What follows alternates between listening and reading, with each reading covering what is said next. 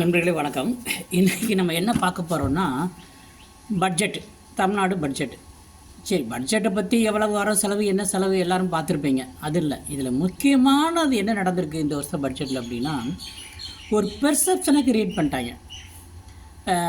ரொம்ப புத்திசாலித்தனமாக இந்த பட்ஜெட்டை பற்றி ஒரு புரிதலை மக்களுக்கு ஏற்படுத்திட்டாங்க. இப்போ 2 நாள் டிவி பார்த்துருப்பீங்க, எதிர்கட்சியோடைய ஸ்டேட்மெண்ட் பார்த்துருப்பீங்க, ஆளுங்கட்சியோட ஸ்டேட்மெண்ட்டு எல்லாம் பார்த்தீங்கன்னா என்ன நடந்திருக்குன்னா, ஒரு பெர்செப்ஷன். அதாவது என்னென்னா, கவர்மெண்ட்டு நிறையா கடன் வாங்கிருச்சு, இன்னுமே அதால் எதுவும் செய்ய முடியாது, ரெவன்யூக்கு மேலே அளவுக்கு அதிகமாக கடன் வாங்கிட்டோம் அப்படின்னு. எந்த ஆட்சி வந்தாலும் இது ஒரு அவங்களுக்கு ஒரு சப்போர்ட்டிவாக இருக்கும். இப்போ ஃபார் எக்ஸாம்பிள் இப்போ எல்லோரும் என்ன நினச்சாங்க, 1000 ரூபாய் 2000 ரூபா கூட்டிடுவாங்க உரிமை தொகையை நினச்சாங்க. அவங்க கூட்டலை. ஸோ என்ன ஆகும், அவங்களுக்கே ஒரு சரி நம்ம கவர்மெண்ட் நிறைய கடன் வாங்கிடுச்சு, இனிமேல் செய்ய முடியாது போல், ரெவன்யூ பற்றாக்குறை ஆயிடுச்சு அப்படின்னு ஒரு பெர்செப்ஷன். அடுத்தது இப்போ 1000 ரூபா 2000 ரூபா கூட்டிடுவான்னு நினச்சாங்க. அது மாதிரி கூட்டியிருந்தாங்கன்னா அரசு ஊழியர் என்ன செய்வாங்க, அவங்க போராடுவாங்க, இந்த மாதிரி 1000 ரூபா 2000 ரூபாலாம் கூட்டுறீங்க, எங்களுக்கு ஏன் பே கொடுக்கல சரண்டர் அப்படின்னு. ஸோ அதனால் அதையும் கூட்டலை. இவங்களுக்கு என்ன ஒரு பப்ளிக் மீது என்ன இமேஜ் ஏற்படுத்திட்டாங்க, கவர்மெண்ட் மேக்ஸிமம் டெப்டு, அதாவது அந்த கிராஸ் ஜிடிபியில் 28% தான் கடன் வாங்க முடியும். ஆனால் தமிழ்நாடு கவர்மெண்ட் 26% வரைக்கும் வாங்கிட்டாங்க.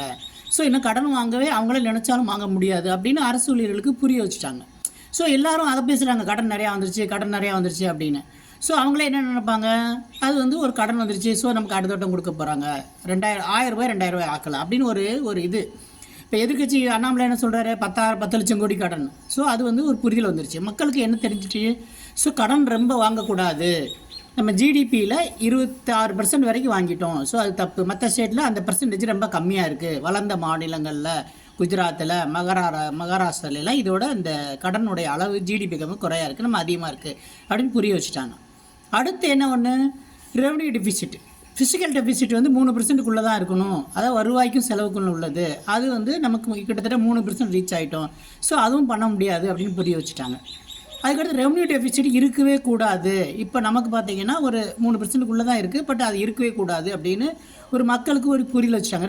ரெவன்யூ டெபிசிட் என்னது, கவர்மெண்ட்டுக்கு ரெவன்யூ மூலம் வரக்கூடிய வருமானம், அதாவது சேல்ஸ் டேக்ஸு, கமர்ஷியல் டேக்ஸு, வேட்டு, ஜிஎஸ்டி, ஆர்டிஓ மூலம் வர்றது, பத்திரப்பதிவில் வர்றது. இந்த ரெவன்யூ எதுக்கு ஈக்குவலாக இருக்கணும் அப்படின்னா, நம்ம சம்பளம், பென்ஷன், இந்த வெல்ஃபேர் ஸ்கீம் 1000 ரூபா கொடுக்கறது, இப்போ இந்த ஹாஸ்பிட்டல் செலவு, இந்த ரெகுலராக எஜுகேஷனுக்கு பண்ணுற செலவு, இந்த பேப்பர் பென்சில், இந்த செலவு இந்த வருமானத்துக்கு ஈக்குவலாக இருக்கணும். நமக்கு வர ஏற்கனவே கமர்ஷியல் டேக்ஸில் மூலமும், ஜிஎஸ்டி மூலமும், டாஸ்மாக் மூலமும், பெட்ரோல் மூலமும் வரக்கூடிய வருமானம் வச்சு மட்டும்தான் இந்த சம்பளம், பென்ஷன்லாம் கொடுக்கணும், இந்த வெல்ஃபேர் ஸ்கீம்லாம் செய்யணும், அதுக்கு மேலே செய்யக்கூடாது. இதுதான் உலக நீதி. இப்போ பார்த்தீங்கன்னா குஜராத், மகாராஷ்டிரெலாம் இந்த ரெவன்யூ டெபிசிட்டே கிடையாது, அங்கே எக்ஸஸ் பட்ஜெட் போடுறாங்க. அங்கே வரக்கூடிய இந்த ரெவன்யூ எக்ஸ்பெண்டிச்சர் செலவு ரெவன்யூ இன்கமோட குறைவு. ஸோ அதை நோக்கி நம்ம போகணும் அப்படின்னு ஒரு பெர்செப்ஷனை, ஒரு கருத்தை சாதாரண டீ கடை பெஞ்சில் பேசக்கூடிய அளவுக்கு இந்த ஒரு இது கிரியேட் பண்ணிட்டாங்க. தமிழ்நாடு கவர்மெண்ட்டுக்கு கடன் வாங்கிருச்சு, ஸோ அதனால தான் 1000 ரூபாய் 2000 ரூபாய் கூட்டி கொடுக்கல. இப்போ பார்த்தீங்கன்னா ரீசெண்ட் நடந்த டெல்லி எலெக்ஷனில், பஞ்சாப், மகாராஷ்டிரா எலெக்ஷன்லாம் அதை வச்சு தான் ஓட்டு அரசியல் பண்ணாங்க. இவங்க அப்படி பண்ணலை, அது காரணம் கடன் வாங்கிட்டோம், பணம் இல்லை. ஸோ இன்னும் யாரும் போராடாதுக்கு யோசிப்பாங்க. போராட யோசித்தாலும், அப்படி போராடினாலும் மக்கள் அதை சொல்லுவாங்க, அவங்க தான் கடன் நிறையா வாங்கிட்டாங்கல்ல, ரெவன்யூ அதிகமாக வரலன்னு.